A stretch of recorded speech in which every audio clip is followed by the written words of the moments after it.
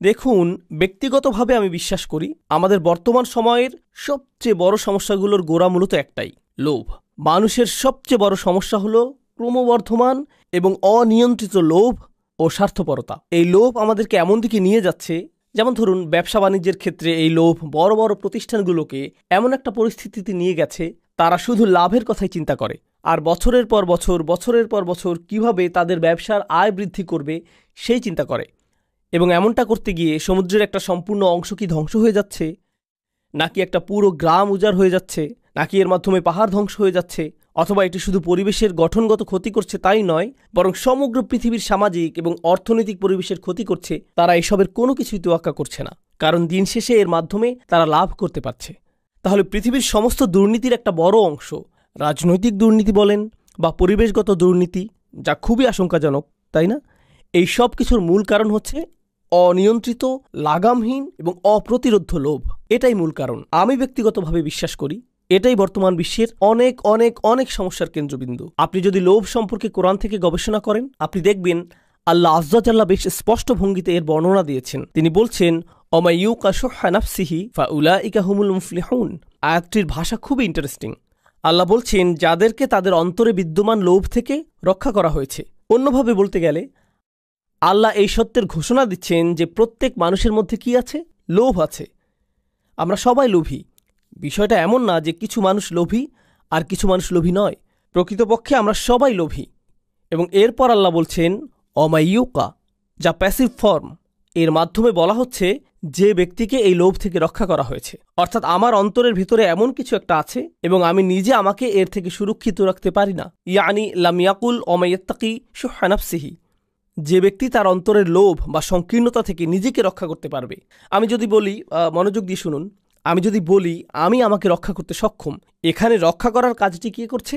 আমি নিজে। আমি নিজে কাকে রক্ষা করছি? আমার নিজেকে। কিন্তু আমি যদি বলি আমাকে রক্ষা করা হয়েছে, এই ধরনের বাক্যে রক্ষা করার কাজটা কে করছে? অন্য কোনো ব্যক্তি, এমন কেউ যার কথা উল্লেখ করা হয়নি। এই আয়াতে আল্লাহ বলছেন তোমাদেরকে অবশ্যই বাইরে থেকে নিরাপত্তা দিতে হবে, বাইরের কাউকেই আসতে হবে যে তোমাদেরকে তোমাদের মনের গভীরে থাকা লোভ থেকে রক্ষা করবে, এবং তোমাদের কাছ থেকে লোভ, সংকীর্ণতা কখনো আলাদা করা যায় না। এই জন্যই কোরআনের ভাষায় আমরা এমনটা পাই না আশুহা ফি নফসিহি অথবা আশুহা লি নফসিহি, বরং এটা ছিল শুহা নফসিহি। এর মানে হলো, ব্যাকরণের শিক্ষার্থীদের জন্য বলছি, এটা একটা ইদাফ। এখানে একটা মুদাফ এবং মুদাফ ইলাই আছে, এবং এই দুইটা শব্দ পরস্পরের সাথে দৃঢ়ভাবে জুড়ে আছে। আপনি একটা মুদাফকে মুদাফ ইলাই থেকে আলাদা করতে পারবেন না। আল্লাহ বলছেন মানুষ কখনোই তাদের নিজেদেরকে লোভ থেকে পৃথক করতে পারবে না। এমন কোনো একটা দিন আসবে না যেদিন আপনার ঈমান এতটাই সুউচ্চ থাকবে এবং আপনি আর কোনো লোভ অনুভব করবেন না। এমনটা কখনোই হবে না। প্রত্যেকটা দিন আমাকে আপনাকে লোভের বিপরীতে নিজেদেরকে আত্মরক্ষা করে যেতে হবে। এটা একটা সার্বক্ষণিক সংগ্রাম। আমি শুরু করেছিলাম বড় বড় প্রতিষ্ঠানের কথা, পৃথিবী দূষণ এবং ধ্বংসের কথা বলে। এখন আসুন বিষয়টাকে আমরা আমাদের ঘরের কাছাকাছি নিয়ে যাই। প্রতিটি মাই লোভী, প্রতিটি বাবাই লোভী, প্রতিটি ছেলে সন্তান লোভী, প্রতিটা কন্যা সন্তান লোভী। একটা বাচ্চা বলে, তুমি গত সপ্তাহে আমাকে একটা খেলনা কিনে দিয়েছ, আমি এখন আরেকটা চাই। জানেন, আমার ছেলে একটা সৈনিক কিনতে চেয়েছে, আমাকে বলেছে নিনজা টার্টেলের নতুন একটা সৈনিক কিনে দিতে। ঠিক আছে, কারণ তারা তাদের পুরাতন সৈন্যগুলো পরিবর্তন করেছে। এখনকারগুলো আরও বিদঘুটে। এখন তাদের চোখগুলো কেমন জানি উন্মাদের মতো, মাথাটা কঙ্কালের মতো। কিন্তু সে এই নতুন সৈনিকই চায়। সে টিভিতে নতুন নিনজা টার্টেল দেখেছে, তাই সে আমাকে বলল, বাবা আমাকে নতুন একটা সৈন্য কিনে দাও। আচ্ছা, আমি তাকে একটা সৈন্য কিনে দিলাম। আর জানেন, যখন আমি তাকে এটা দিলাম সে যে কি খুশি হয়েছিল। তারপর সে আমাকে বলল আরও 3টা সৈনিক চাই, কারণ প্রত্যেকটা টার্টেলের জন্য আমার একজন করে সৈনিক লাগবে। দেখো, 4 জন মিলে শুধুমাত্র একজন সৈনিকের সাথে লড়াই করতে পারবে না। ইন্না লিল্লাহি ওয়া ইন্না ইলাইহি রাজিউন, এটা হতে পারে না। লড়াইটা অবশ্যই ন্যায্য হওয়া উচিত, তাই না বাবা? এমনকি আপনার 3 বছরের বাচ্চাটারও লোভ আছে। আপনি বাসায় একটা কেক নিয়ে আসেন, কিংবা বাসায় M&M অথবা খুবই ছোট্ট সামান্য কোনো চকলেট নিয়ে যান, দেখবেন বাচ্চারা সবাই সেখানে জড়ো হয়ে যাবে। ধরুন একটা বাচ্চা একটা চকলেট পেল, আরেকটা বাচ্চা 2টা পেল। সাথে সাথে প্রথম বাচ্চাটা কি বলবে? আমার আরেকটা কোথায়? ওরটা হলুদ রঙের, আমিও কি হলুদ রঙের ক্যান্ডি পেতে পারি? তোমার এম আমারটার চাইতে বড়। আরে এটা তো বড় হাতের এম, আমারটা কেন ছোট হাতের? সাথে সাথে তুলনা, আমারটা কেন ছোট হাতের? সুতরাং আপনি যেটা বুঝতে পারবেন, ধরুন আপনি যদি তাদেরকে প্রশ্ন করেন, যদি সে 2টা খায় আর তুমি একটা খাও, তাহলে তোমারটার স্বাদ কি কমে যাবে? সে কি তোমার খুশির কোনো অংশ কোনোভাবে কেড়ে নিচ্ছে? কারো কাছে কোনো কিছু আছে জানলেই আমরা ভাবি এটা আমার চাই। লোভের ক্ষেত্রে সবচেয়ে অদ্ভুত ব্যাপারটা কি জানেন? একটা বাচ্চা বসে আছে, তার আশেপাশে সব খেলনা, সে কিন্তু এগুলো দিয়ে খেলছে না। এরই মধ্যে তার ভাই এসে শুধু খেলনাগুলোর দিকে তাকালো, সাথে সাথে বাচ্চাটা কি করে? আপনি অন্যের সামনে নিজেরটা দখলে নিতে চান, আর যখন সামনে কেউ থাকে না আপনি আপনার জিনিসকে অত পাত্তাই দেন না। জানেন এ থেকে আমরা কি শিক্ষা পাই? আমরা বুঝতে পারি যে আমাদের বেশিরভাগ লোভ মূলত আমাদের পারিপার্শ্বিকতার প্রভাবে হয়। ফলে আপনি যখন একাকী থাকেন দেখবেন আপনি কিছুই চাইবেন না। মাঝে মাঝে আপনি খুব করে চাইবেন শুধু একটু একা বসে থাকতে আর আকাশের দিকে তাকিয়ে থাকতে, অথবা সমুদ্রের কোনো তীরে বসে শুধু পানির দিকে তাকিয়ে থাকতে চাইবেন। আপনি অন্য কিছু চান না, আপনি সেখানে ভালো থাকেন, সন্তুষ্ট থাকেন। কিন্তু আপনি যখন লোকালয়ে বের হন আর খুব সুন্দর একটা গাড়ি দেখেন, যখন অনেক সুন্দর কোনো এলাকা দেখেন, বড় কোনো বাড়ি দেখেন, যখন আপনি অন্য কোনো শহরে ভ্রমণ করেন যেখানকার আবহাওয়া ডালাসের চাইতে অনেক অনেক ভালো এবং যেটা পাওয়া খুব একটা কঠিন কাজও না, তখন সাথে সাথে আপনার কেমন লাগে? ও আমার এটা চাই, এটা চাই আমার। এই লোভ শুধুমাত্র পৃথিবীকেই কলুষিত করে না, বরং পরিবারগুলোকেও কলুষিত করে। এটা পরিবারগুলোকে কলুষিত করে, সমাজকে দূষিত করে। তাছাড়া লোভ শুধুমাত্র টাকা পয়সার সাথে সম্পৃক্ত নয়, লোভ হলো জীবনের সব কিছুতে আপনার পাওনা অংশের চেয়ে বেশি কিছু চাওয়া। আপনি যদি ভাইস প্রেসিডেন্ট হন, আপনি প্রেসিডেন্ট হতে চান। আপনি সহকারী শিক্ষক হলে অধ্যক্ষ হতে চান। আপনি অধ্যক্ষ হয়ে থাকলে আরও বড় প্রতিষ্ঠানের অধ্যক্ষ হতে চান। আপনি যদি কোথাও তত্ত্বাবধায়ক হয়ে থাকেন এবং সেখানে যদি আরও কোনো তত্ত্বাবধায়ক থাকে, আপনি চান প্রধান তত্ত্বাবধায়ক হতে। আপনি যদি এমএসএতে সেক্রেটারি পদে থাকেন, আপনি সভাপতি হতে চাইবেন। সবাই উপরে উঠতে চায়। আপনি যদি কোনো প্রতিষ্ঠানের একেবারে প্রাথমিক স্তরে কাজ পেয়ে থাকেন, খুব শীঘ্রই আপনি ম্যানেজার হতে চান। আপনি নিজের জন্যই এমনটা করতে চান। আপনি নিজেকে উপরে ওঠার জন্য ঠেলতেই থাকেন, এক অবস্থানে তৃপ্ত থাকেন না। আপনি দেখবেন পৃথিবীর অনেক ধনী মানুষেরা মূলত পৃথিবীতে সবচেয়ে দুর্ভোগের জীবনযাপন করে। যারা কোটি কোটি টাকা আয় করেছে, যারা পাগলের মতো টাকা আয় করেছে, এই ধরনের মানুষদের মধ্যে বেশিরভাগেরই জীবন বলতে কিছু থাকে না। তাদের কোনো জীবন থাকে না, পরিবার থাকে না, তাদের ছুটি বলতে কিছু থাকে না। তারা ছুটি নিতে চান না, তারা শুধু উপরে উঠতে চান। তারা মনে করেন তারা ছুটিতে গেলে তাদের ছুটে চলার এই যন্ত্রের গতি কমে যাবে, তাদের কাজে দ্রুত ফিরে আসতে হয়। এবং তারা যদি ছুটিতে গিয়েও থাকেন, সেখানে বসে ইমেইলের উত্তর দেওয়ায় ব্যস্ত থাকেন। তাদের মস্তিষ্ক কখনো বিরতি নেয় না। লোভ আপনার সাথে এমনটাই করে থাকে, আপনাকে একটা দুর্ভোগের জীবন উপহার দিতে পারে। যেভাবে লোভের ফলে পৃথিবী দুর্ভোগের শিকার হচ্ছে, প্রত্যেকটা মানুষ ওইভাবে ভুগছে, এর ফল ভুগছে, দুর্ভোগে ভুগছে। তরুণ প্রজন্মের কিসের লোভ হয় বলুন তো? তরুণদের একটা চাহিদা হলো, দেখুন একটা সময় আমরা সবাই তরুণ ছিলাম, সেই সময়টা কোনো যুগেই পরিবর্তন হয় না। আমি বুঝি না এখন কিসের চল চলছে, আমি জানি না এগুলো, কারণ এখন আমার বয়স হয়েছে, আমি বুঝি না এসব। আমাদের মুরব্বীরাও কিন্তু আমাদেরকে বুঝেন না, তাহলে তারা কিভাবে এখনকার কিশোর আর তরুণদের বুঝবেন? তারা বুঝতে পারবেন না। আজ থেকে 15 বছর পর আপনিও ভবিষ্যতের তরুণদের বুঝতে পারবেন, এমনটা হবে না। তখন আপনার সময় পার হয়ে যাবে। কিন্তু সব যুগের তরুণদের মধ্যেই একটা জিনিস অপরিবর্তিত থাকে, আপনি লেটেস্ট জিনিসের সাথে সমান গতিতে চলতে চান। হতে পারে এটা কোনো গ্যাজেট, অথবা কোনো অ্যাপ, নতুন কোনো ডিজাইনের কাপড় হতে পারে, অথবা কোনো পরিভাষা, অথবা ধরুন নতুন কোনো সামাজিক চর্চাও হতে পারে। সেটা যাই হোক না কেন, আপনি একেবারে অত্যাধুনিকটাই চান। নতুন কিছু আসলেই আপনি সেটা চান। নতুন জিনিস মানেই ভালো হবে। আপনি সবার আগে বলতে চান, এই তুমি এটা সম্পর্কে শুনেছো? কারণ তারা যদি না শুনে থাকে, অন্য সবার আগে আপনি বিষয়টা সম্পর্কে তাদেরকে অবহিত করেছেন। আপনি সাথে সাথে এটার উপর হুমড়ি খেয়ে পড়েন। এর মাধ্যমে যা বোঝা যায় তা হলো, তরুণরা এই জগতের সবচেয়ে অস্থির প্রকৃতির মানুষ, এবং এটা সব প্রজন্মের তরুণদের ক্ষেত্রেই প্রযোজ্য। তরুণরা মুহূর্তের মধ্যে একটা থেকে অন্য একটা, তারপর আরেকটা, এরপর আরো একটা জিনিসের দিকে ঝুঁকে পড়ে। তরুণদের কাছে যে জিনিসটা একসময় দারুণ ছিল, চমৎকার ছিল, খুবই সুন্দর ছিল, বা যেমনই ছিল, কয়েক সপ্তাহ পর একই জিনিসটা অর্থহীন, পচা, নগণ্য এবং বলার মতো নয় এমন হয়ে যায়। তারা খুব সহসাই বন্ধু পাল্টায়, একজন থেকে আরেকজন, তারপর আরেকজন, এবং এটাই হয়ে থাকে। এভাবে যখন যে জিনিসের চল থাকে। হ্যাঁ, এটা বোঝানোর সবচেয়ে সহজ উদাহরণ হলো, যেমন ধরুন ফোনের নতুন ভার্সন, ঠিক না? ফোনের নতুন ভার্সন যা অনেকটা পুরনো ভার্সনের মতোই দেখতে, কিন্তু তারপরও মানুষ বলে দিতে পারে যে আপনার কাছে 4 আছে, 5 নেই, অথবা আপনার কাছে 5C আছে, 5S নেই, অথবা আপনি এমনিতে নিজেই বলতে পারেন এবং হঠাৎ নিজেকে ছোট মনে করতে পারেন, কারণ আপনার কাছে শুধু একটা ফোনই আছে, এটার কোনো স্ক্রিন নেই, আপনি এখনো বাটন ফোন ব্যবহার করেন। মানুষের সাথে এটাই হয়। আমি আমার মূল পয়েন্টে ফিরে আসি। এখন এমনটাই হয় যখন আমরা সবসময় বেশি পাওয়ার কথা ভাবতে থাকি। আমরা মনে করি আমরা আরও অনেক কিছু পাওয়ার দাবি রাখি, ঠিক আছে? এই অনুভূতিটাই আমাদেরকে সার্বক্ষণিক একটা অতৃপ্তিতে ডুবিয়ে রাখে। আমরা বরাবরই অসন্তুষ্ট থাকি। এটা এ ধরনের চিন্তার একটা প্রভাব। আমরা সবসময় ক্রুদ্ধ হয়ে থাকি। যা কিছু আপনার সামনে আসুক, আপনি এটা নিয়ে বিদ্রুপ করেন। আপনি এটা কোনো না কোনোভাবে পাশ কাটিয়ে আসেন। হয় সেটা নিয়ে হাসি তামাশা করেন, অথবা মন্তব্য করেন, ছোট কোনো অঙ্গভঙ্গি বা চাহনি দেন, বলেন হ্যাঁ আমার কি। সব কিছুর প্রতি আপনার প্রতিক্রিয়া এমনটাই হয়। এর মানে হলো জীবনকে কিভাবে উপভোগ করতে হয় সেটা আপনি জানেন না, কারণ আপনি আপনার চারপাশের সবকিছুকে অগ্রাহ্য করেছেন। আপনার মতে সবকিছুকে এভাবেই নগণ্য মনে করতে হয়। আপনি কোনো কিছুই আর ভালোভাবে মূল্যায়ন করতে পারেন না। টিনেজারদের বেড়াতে নিয়ে যান, তখন কি হয়? তোমাকে আনন্দিত দেখাচ্ছে না কেন? হোটেলটা কেমন বলো তো? কি অপূর্ব দৃশ্য দেখো। মোটামুটি। তারা মূল্যায়ন করতে পারে না। মূল্যায়ন করার ক্ষমতা আপনার কাছ থেকে কেড়ে নেওয়া হয়েছে। এই যে অতিমাত্রার লোভ, প্রতিনিয়ত এবং তাৎক্ষণিক আনন্দ পাওয়ার ইচ্ছা, এগুলোর ফলে কি হয় জানেন? তরুণদের পুরো একটা প্রজন্ম গড়ে উঠেছে যারা চরম উদাসীন এবং নিরুৎসাহিত। তারা প্রতিনিয়ত এত বেশি কিছু করার এবং এত বেশি জিনিস পাওয়ার প্রতি আকৃষ্ট হয় যে তারা জীবনে কোনো কিছু অর্জন করে নেয়ার ইচ্ছাই হারিয়ে ফেলে।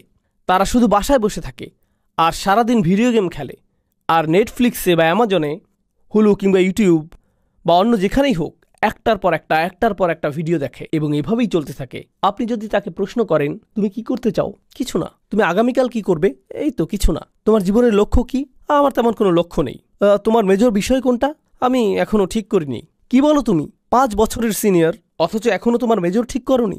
আমি নিশ্চিত না, আমি অনেক কিছু চেষ্টা করেছি, তারপরও আচ্ছা যাকগে।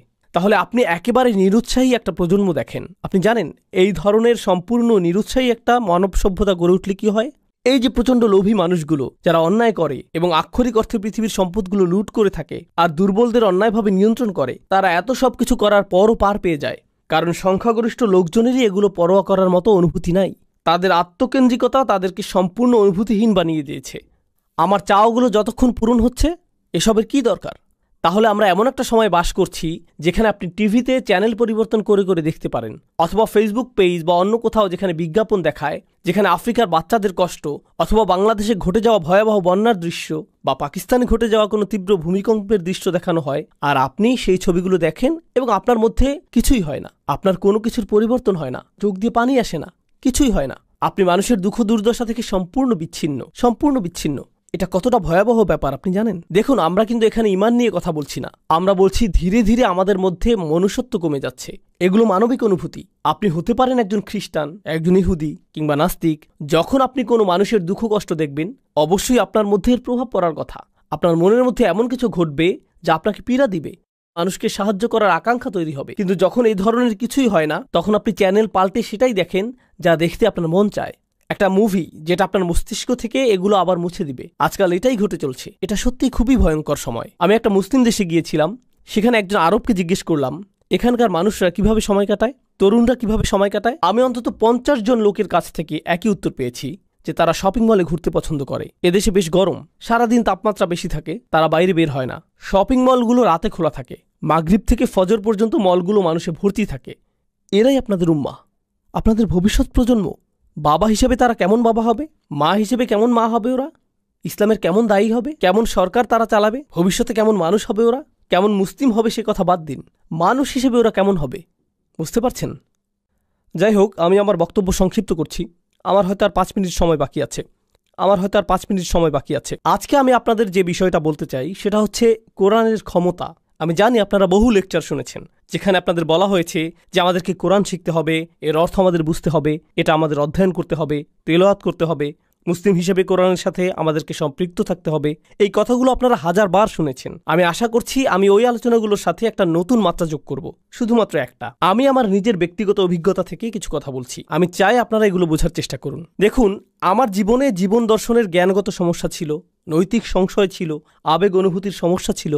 ঠিক আছে, আমাদের সবার জীবনে কখনো না কখনো আবেগ অনুভূতির দ্বন্দ্ব থাকে। সবারই কখনো না কখনো অস্তিত্ব নিয়ে চিন্তার সংকট থাকে, জ্ঞান বিচক্ষণতার সংকট থাকে, কিংবা কোনো না কোনোভাবে আর্থিক সংকট থাকে। আমার জীবনের সেরা উপহারটা সম্ভবত আমার শিক্ষক আমাকে দিয়েছিলেন। তিনি বলেছিলেন, তুমি যখনই কোনো সমস্যায় পড়বে আল্লাহর কিতাবের কাছে সাহায্য চাও, আল্লাহর কিতাবের দিকে মনোনিবেশ করো। দেখুন, আরবি শেখার জন্য আমার অনুপ্রেরণা কিংবা তাফসীর অধ্যয়নের জন্য আমার অনুপ্রেরণা কখনোই কোরআনের জ্ঞান অর্জন করা ছিল না। জ্ঞান অর্জন করা আমার মূল উদ্দেশ্য ছিল না, এটা এখনও আমার মূল উদ্দেশ্য নয়।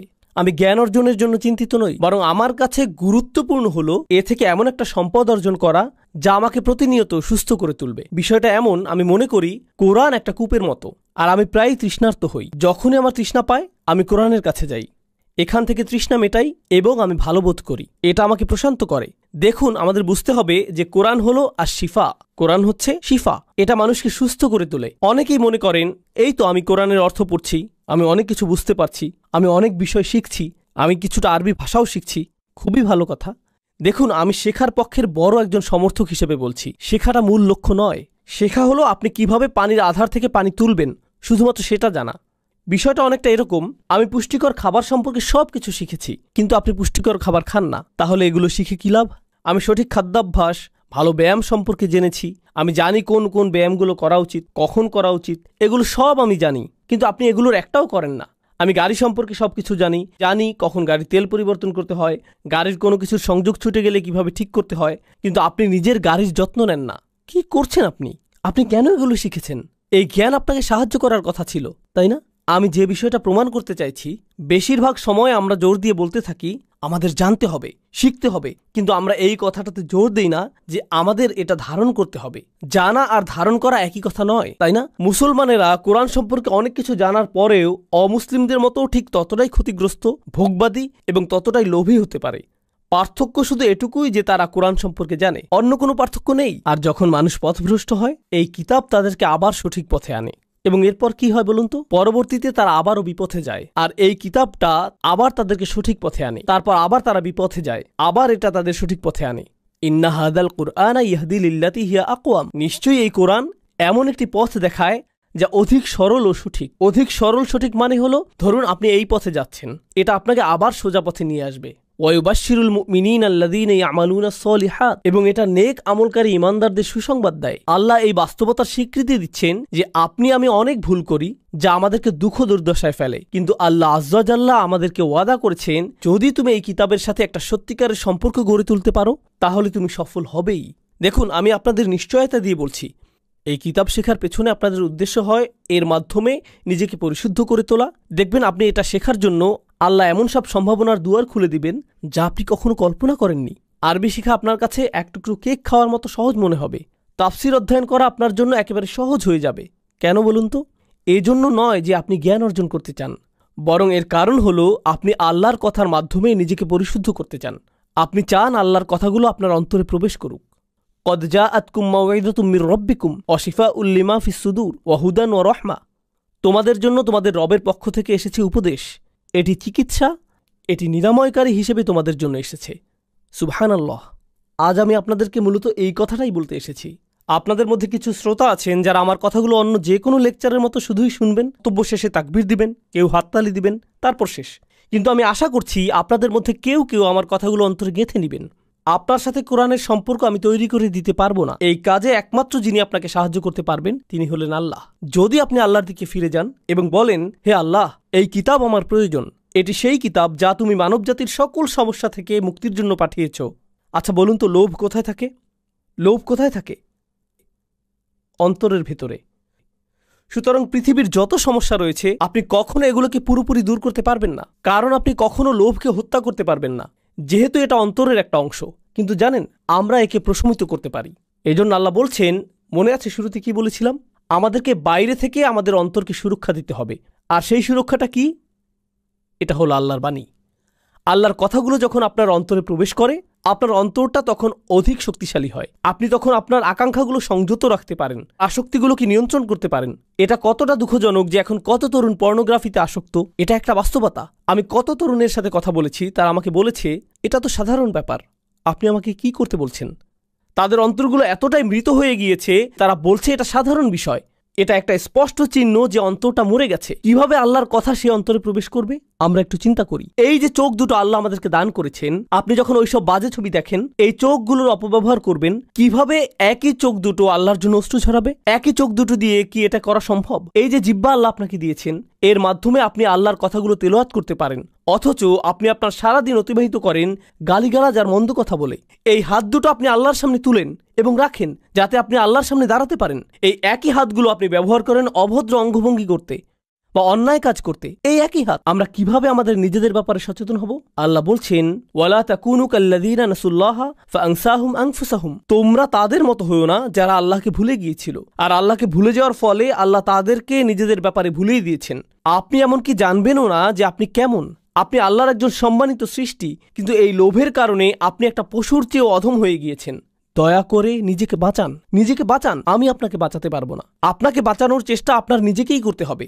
আল্লাহি যত ছবি, এগুলো প্রচারের জন্য যত বিজ্ঞাপন এবং এর সংশ্লিষ্ট যত কিছু আছে, যারা আমাদেরকে পশুর স্তরে নামিয়ে নিতে সদা তৎপর, তারা খুবই শক্তিশালী।